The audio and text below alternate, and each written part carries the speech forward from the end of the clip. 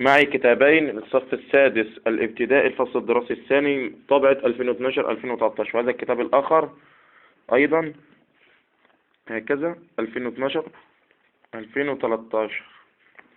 إذا فتحنا الكتابين مع كون هذه مطبعة وهذه مطبعة ويدرس الآن، هذه تكنو برينت كما نرى، وهذه مطبعة أكتوبر الهندسية.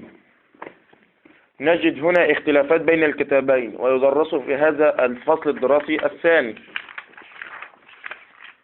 هنا في الخصائص الطبيعية للبيئة الصحراوية.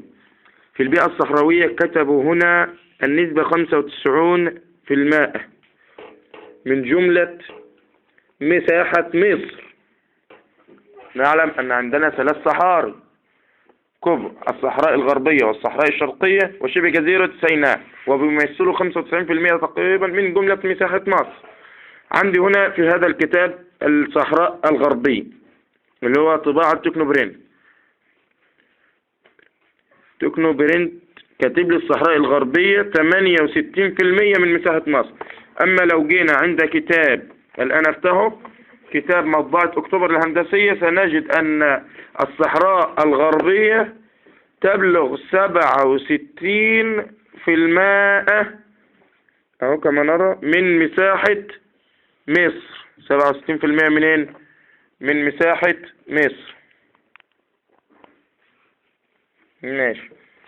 طيب نشوف الصحراء الشرقية هنا في طبعة تكنو. سنجد أن الصحراء الشرقية تبلغ 22%. 22%. أما إذا وجدناها في مطبعة أكتوبر الهندسية سنجدها ستكون 23%.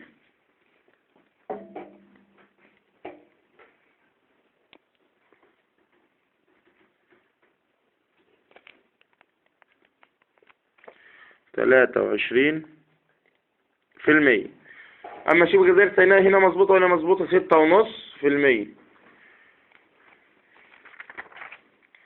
6.5% هنا.